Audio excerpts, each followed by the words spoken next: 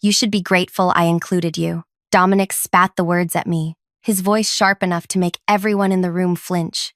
Those deals add your name to our biggest projects. Most people would thank me for that kind of exposure. I stood there, holding printouts of contracts with signatures that looked like mine but weren't. My throat tightened as I realized what this meant. 14 vendor contracts. Over $3 million. 8 months of someone writing my name without my knowledge. I never signed these, I finally managed to say. Dominic laughed. Not a warm laugh, but the kind that makes your skin crawl. Look, Pia, sometimes leadership means making decisions without consulting every person in the chain. That's why I'm where I am, and you're where you are. The room felt smaller suddenly. 15 team members watched this exchange, their expressions ranging from shock to uncomfortable recognition.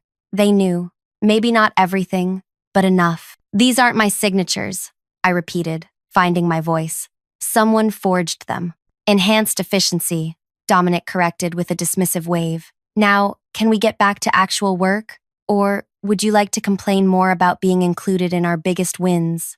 Before we continue further, thank you for following this journey with me.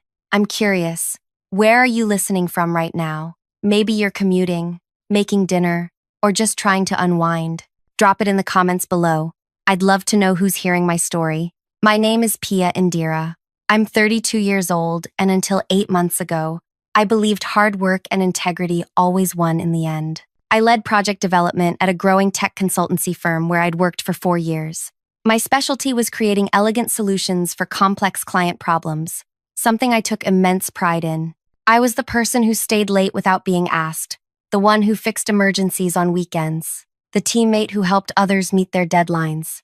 My colleagues called me the problem solver. My boss, Dominic, called me reliable, which I once thought was a compliment. That morning had begun like any other. I arrived early, made tea at the little station by the window, and settled at my desk to review client requirements for an upcoming pitch. Then my phone rang. Hello, is this Pia Indira? A friendly voice asked. Yes, speaking. Great. This is Vince from Oakwood Supply. I wanted to discuss the delivery schedule changes you requested for the Horizon implementation. I paused. I'm sorry. Which implementation? Silence hung between us for a moment. The Horizon project? The vendor contract you signed 2 months ago? I think there's been a mistake, I said slowly. I'm not managing any project called Horizon. Oh, Vince sounded confused. I have the contract right here with your signature from April 14th. It's for custom interface components valued at $247,000. My stomach tightened. Could you send me a copy of that contract? Sure thing. What email should I use? What email should I use? My work email is fine, I said, reciting it for him. That's the same one we've been corresponding with, Vince said, though usually your assistant Lainey responds. I didn't have an assistant named Lainey. The contract arrived in my inbox 3 minutes later.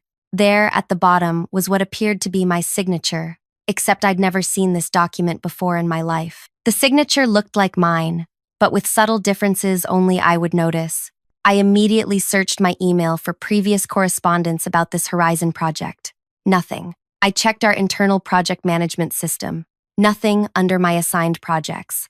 But when I searched the entire system for Horizon, I found it, listed under Dominic's management portfolio, with me designated as project lead, despite having zero knowledge of its existence. A cold feeling spread through me.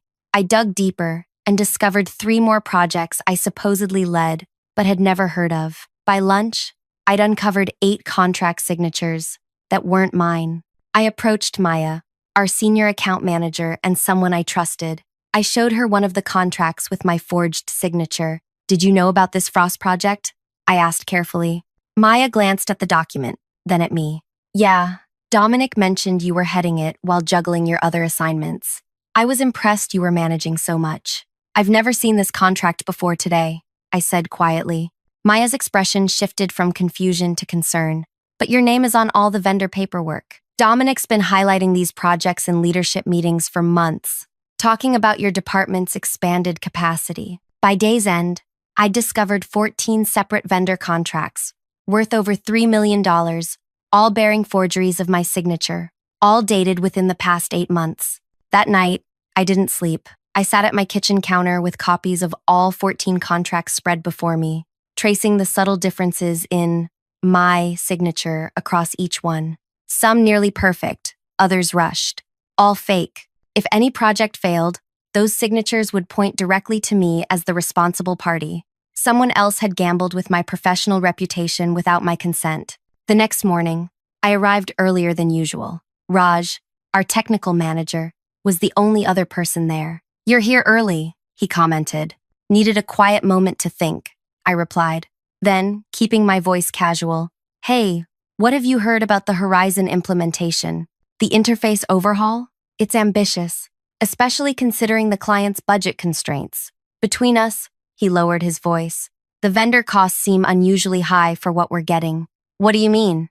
"Well, comparable components on previous projects cost about 40% less.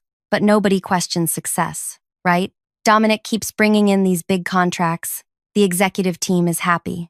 I nodded thoughtfully. "Who approved the vendor selection?" "You did," Raj said, looking confused. "Your signature is on all the paperwork." The pieces started fitting together. My boss wasn't just signing my name. He was creating a safety net. If these risky projects succeeded, he'd take the credit. If they failed, evidence would point to me. When I confronted Dominic in our one-on-one meeting later that day, his reaction told me everything. "We need to discuss these signatures," I said, placing one contract on his desk. He glanced at it, then stared at me without a hint of remorse. "There's nothing to discuss. Projects are moving forward, clients are happy, and your name is getting noticed. Stop making problems where there aren't any." "This is forgery," I said firmly. "This is business," he countered. "Everyone's making money. The executive team is thrilled with our department's growth. Your bonus will reflect that success." I never approved these vendors or their rates. Dominic leaned back in his chair. "Look, Pia, you're good at the technical stuff, but I understand the bigger picture. These vendors have relationships that benefit our long-term positioning. Sometimes that costs more upfront." "What relationships?" I pressed. His expression hardened. "This conversation is over. I've got a leadership call in 5 minutes." Every day after that felt heavier than the last. I thought about reporting everything but worried about becoming a target. Dominic had been with the company for 10 years. He played golf with the CEO. I was just a team lead with a solid track record but no powerful allies. Then I realized something so simple it almost made me laugh. My signature, my actual signature, was all over legitimate company documents. The real thing existed in personnel files, on previous contracts, on countless approved timesheets. Nobody had bothered to compare the forgeries against authenticated records. For the next month, I devoted myself to learning everything about our company's approval processes. I spoke with Keisha in accounting about payment authorizations, with Wei in purchasing about vendor selection procedures, and with several trusted colleagues about past projects. I discovered something interesting.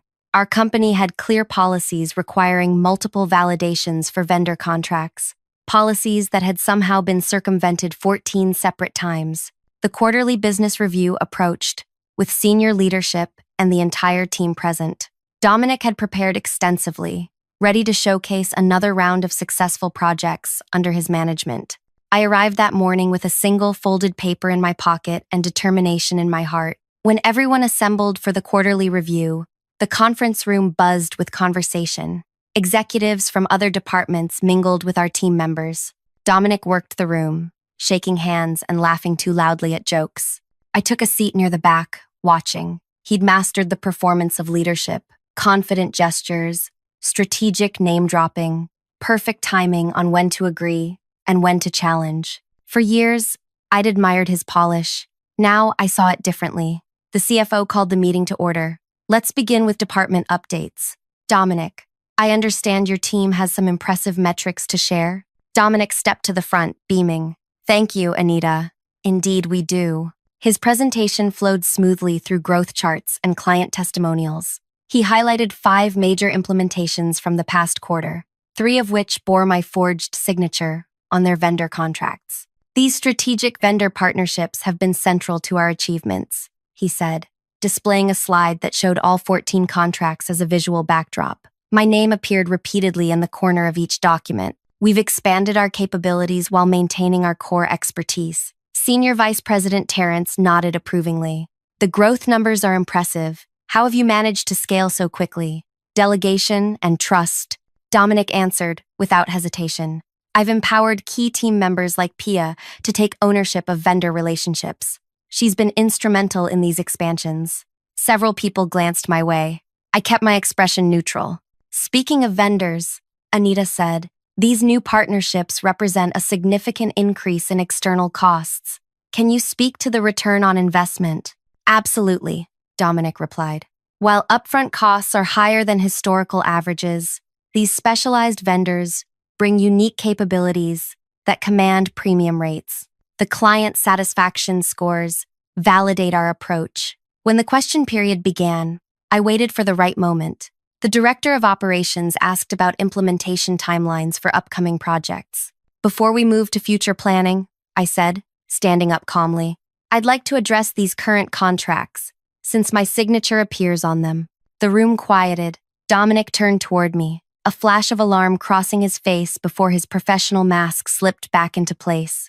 I'm happy to discuss specific vendor details after the meeting, Pia, he said smoothly. Let's not derail the broader conversation. Actually, I think this is relevant to everyone, I continued, taking out my folded paper. For 8 months, I've been studying how these contracts were created, processed, and approved.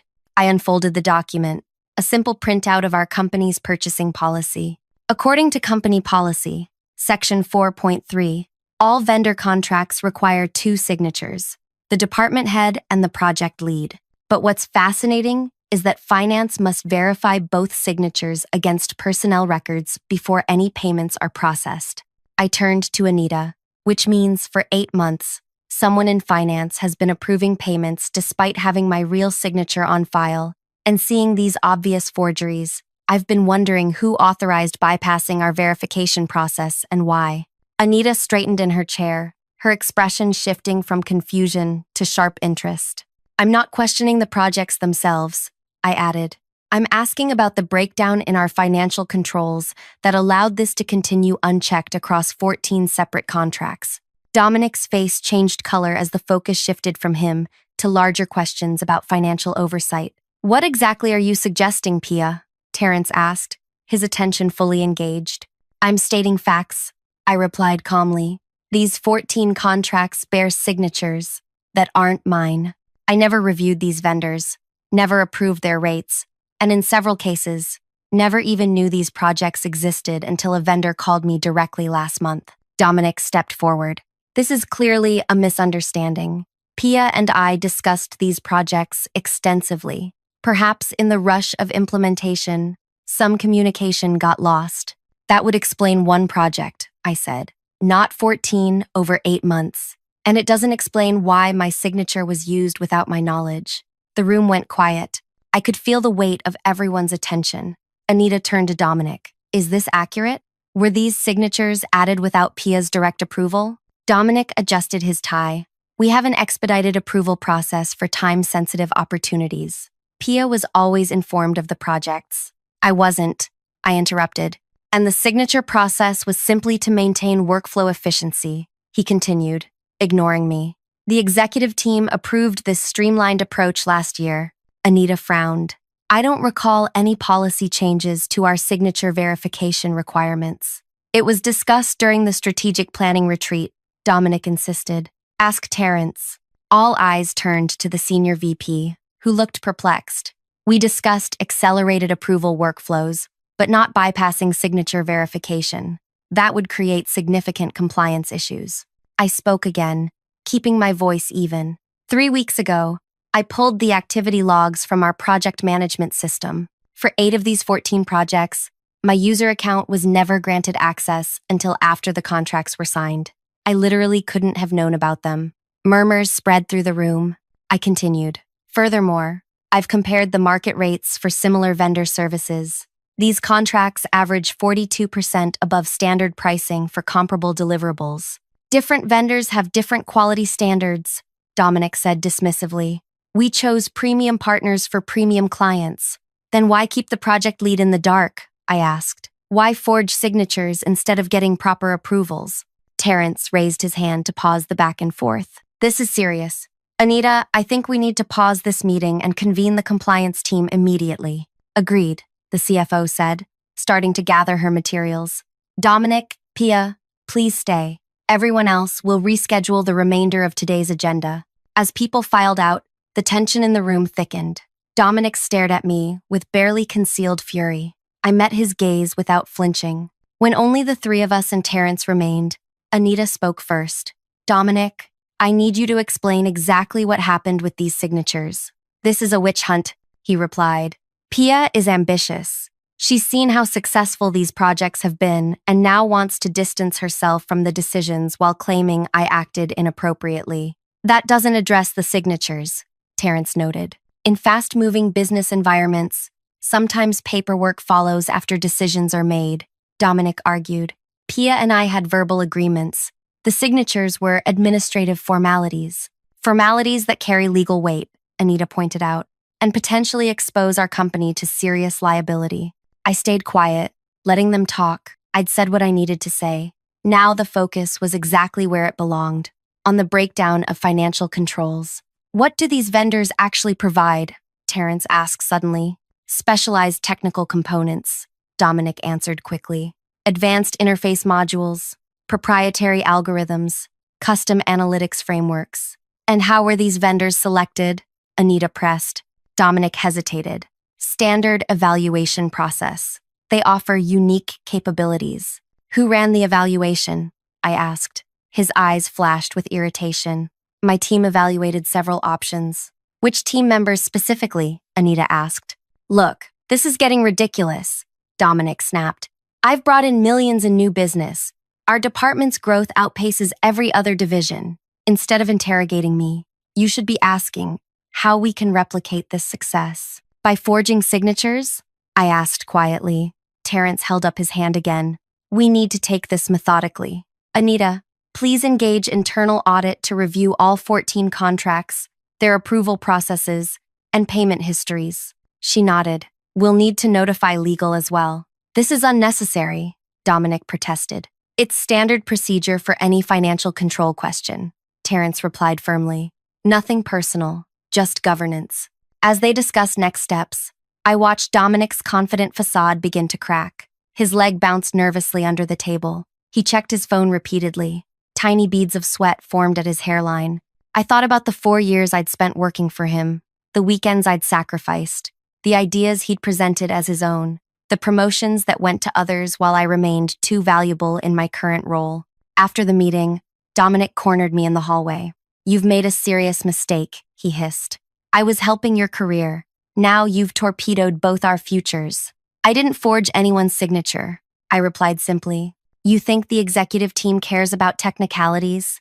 They care about results. I delivered those. You just created a problem nobody wanted to deal with. Financial fraud is more than a technicality, I said. He leaned closer. Do you really think you can win this? I've been here 10 years. I've built relationships you can't imagine. When this blows over, you'll be the troublemaker no one wants to work with. I looked him directly in the eyes. Why were you paying these vendors 42% above market rate? Something flickered across his face. Surprise, then worry. You should be careful with accusations, he said, his voice lower now. It's not an accusation. It's a question about vendor selection criteria. I kept my tone professional. One, the audit team will certainly ask. He stepped back. This conversation is over. As he walked away, I noticed his normally confident stride was slightly off balance. The next 3 weeks were tense but revealing.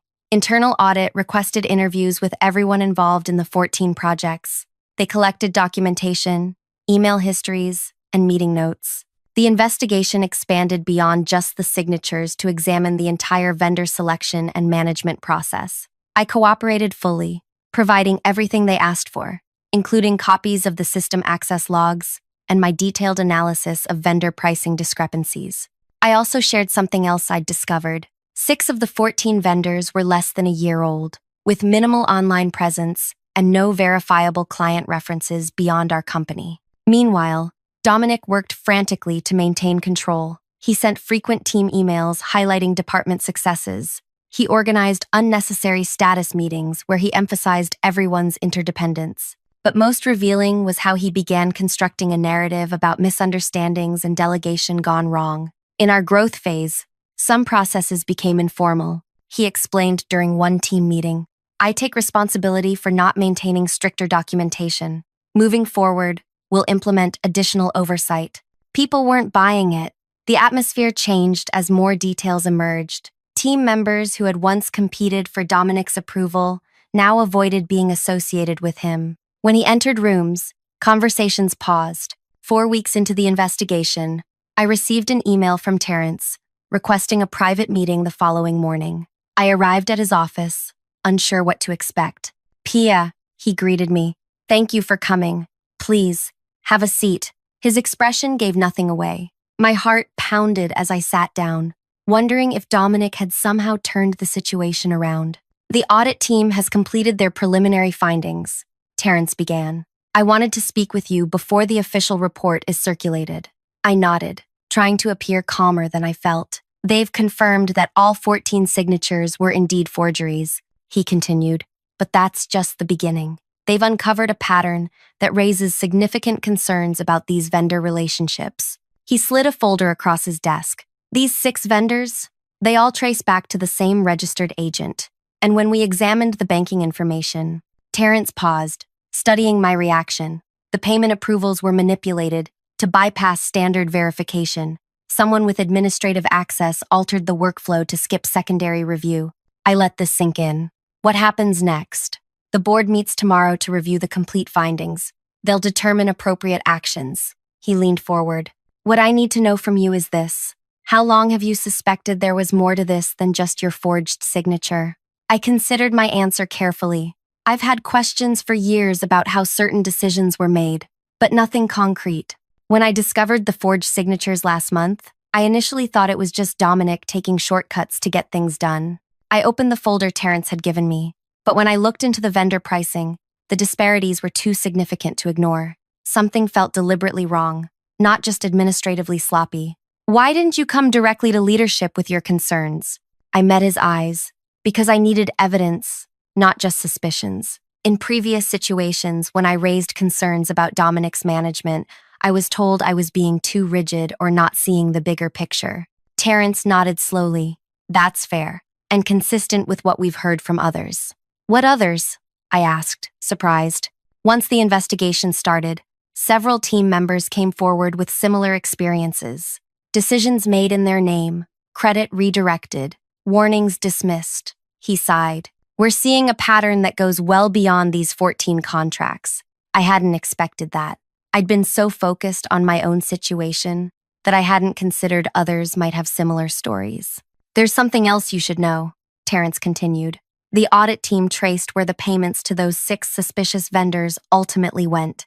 My breath caught, and, through a series of transfers, significant portions ended up in an offshore account linked to a small investment company.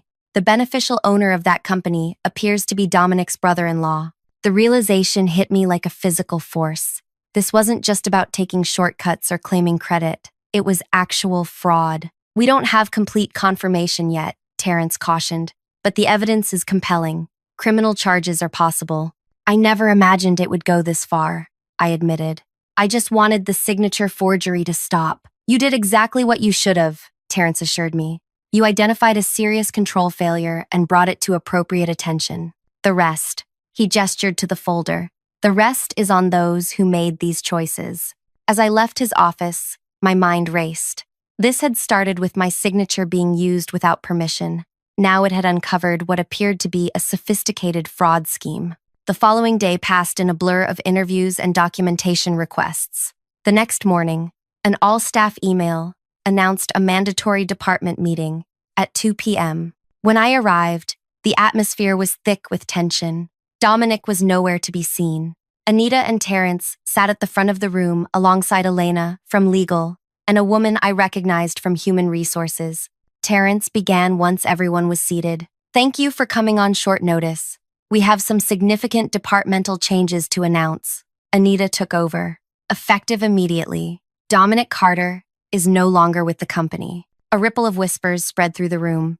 Though many had suspected something was coming, hearing it stated so directly was still shocking. We understand this creates uncertainty, Terrence continued.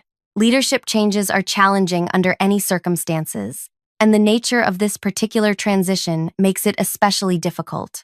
Elena from legal spoke next. While we cannot discuss all details for confidentiality and ongoing investigation reasons, we want to be as transparent as possible. A routine review identified serious policy violations and potential financial improprieties.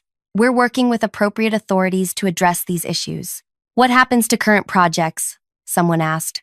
All active work continues, Anita assured everyone. We're implementing temporary leadership structures while we assess permanent solutions. After covering immediate concerns, Terrence added, this situation has also highlighted the need to strengthen our internal controls and create safer channels for raising concerns. The meeting concluded with assurances of support and requests for patience during the transition. As people filed out, Maya caught up with me. You knew, didn't you? She asked quietly. I knew something wasn't right, I answered. I had no idea how far it went. Everyone's saying you're the one who caught him, she continued, that you tracked the money somehow. I shook my head. I just asked questions about signature verification. The audit team did the real detective work. Still, Maya said, you stood up when no one else did. That took courage. 2 days later, I received another meeting request, this time with Anita, Terrence, and the CEO, Jerome. My stomach knotted as I walked to the executive floor. Despite reassurances, part of me still feared becoming collateral damage in this mess. Jerome greeted me warmly. Pia, thank you for coming. Please, sit down. The conversation that followed wasn't what I expected. We've been evaluating our organizational structure in light of recent events, Jerome began, and we've identified significant gaps in our compliance and oversight systems. Anita continued.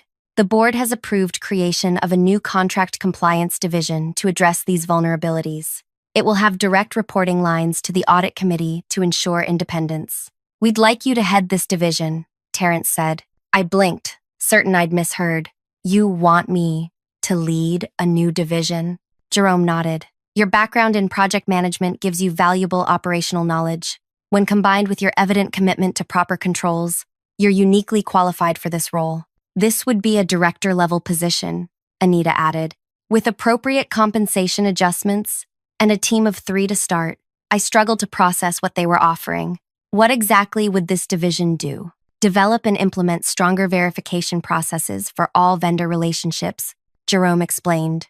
Create training on contract compliance, perform spot audits to ensure adherence, and most importantly, establish an early warning system for inconsistencies. You found a serious flaw in our system, Terrence said.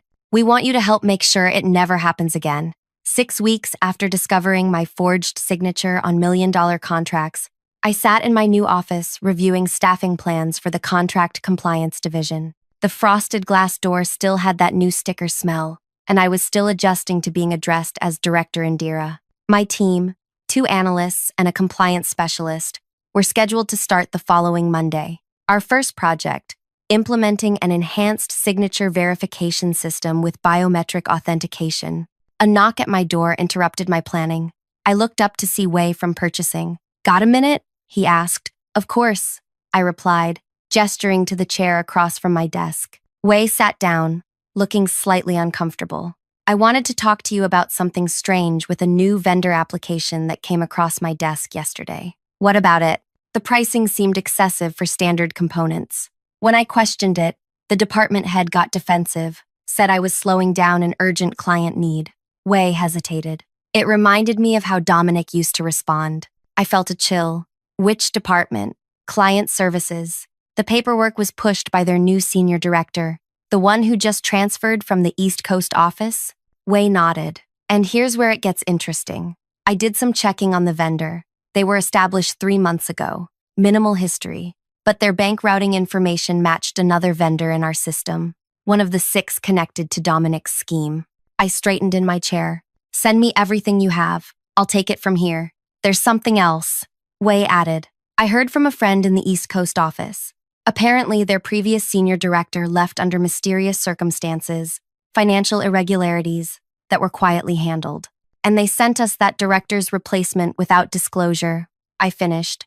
The implications clear. Exactly. After Wei left, I pulled up the company directory. The new senior director had an impressive resume and recommendations from multiple executives. But now I wondered, how thoroughly had anyone checked? How many other Dominics might be operating throughout the company, protected by impressive results and powerful connections? I opened a new document and began typing, "Proposed Framework for Executive Hiring Controls and Background Verification." The systemic vulnerabilities extended far beyond my former boss. My new role gave me the authority to address the underlying conditions that allowed such behaviors to thrive. Later that week, I encountered Dominic's former assistant, Lainey, in the cafeteria. She'd been reassigned to marketing after the investigation. "How are you adjusting?" I asked as we waited in the lunch line. "Better than expected," she admitted. "It's nice working for someone who doesn't make me forge signatures or lie about their whereabouts." "You knew what was happening?" She nodded. "Some of it. He kept most details compartmentalized. No single person saw the whole picture. Did you ever consider reporting it?" "Once," Lainey said, her voice dropping. "I hinted to HR that I was uncomfortable with certain requests." 2 days later, Dominic called me into his office and mentioned how his recommendation could either help or hurt my future prospects. The message was clear. I thought about how many others might have similar stories, small moments of courage, met with subtle threats. "I'm sorry that happened to you," I said. "I'm sorry I wasn't braver," she replied. "When I heard what you did in that meeting, I wish I'd had that courage." 3 months after the investigation, the full impact of Dominic's actions became public when criminal charges were filed. The news reported that approximately $875,000 had been diverted through the fraudulent vendor scheme. Dominic faced multiple felony counts of wire fraud, money laundering, and falsification of business records. The company implemented all 12 recommendations from my new division, creating what the board called the most robust contract controls in the industry. I now reported directly to the audit committee with a team that had grown to 7. Dominic's replacement, Charlotte, proved to be everything he wasn't: transparent, collaborative, and genuine in giving credit. The department flourished under her leadership, achieving growth targets without the ethical compromises of the past. As for Dominic, his legal troubles extended beyond our company. Investigations revealed similar schemes at 2 previous employers who had quietly let him resign rather than face public embarrassment. His carefully constructed reputation crumbled as the full pattern emerged. 1 year after that fateful quarterly meeting, I received an unexpected email. A court notice that Dominic had accepted a plea deal. The terms included restitution, a 5-year prohibition from financial positions, and 18 months in a minimum security facility. Attached to the formal notice was a personal message from the prosecutor. "Your documentation and testimony were instrumental in securing this outcome. Most corporate fraud goes unreported or unpunished. Your courage made the difference." I didn't feel triumphant reading those words. Instead, I felt a complex mix of vindication and sadness. For the damage done, for the trust broken, for a talented person who chose deception over integrity. The most effective revenge wasn't getting Dominic fired or seeing him face legal consequences. It was transforming the system that had enabled his behavior in the first place. By creating new safeguards and empowering people to speak up without fear, I'd helped ensure no one else would experience what I and others had endured. The following week, I presented our latest compliance enhancements to the board. As I concluded, the chair asked an unexpected question. "Director Indira, beyond the technical improvements, what do you consider the most important change we've made?" I thought about Lainey, about Wei, about all the employees who had started using our anonymous reporting system. "Creating an environment where integrity is valued over results," I answered. "Where people believe they'll be protected when they do the right thing." He nodded approvingly. "That's not measurable on any dashboard, but it may be the most valuable asset we have." As I gathered my materials, I realized something profound had shifted, not just in the company, but in myself. I no longer defined success by titles or recognition, but by the impact of my work on others. The signature that once was forged had ultimately signed my path to something far more meaningful than I could have imagined.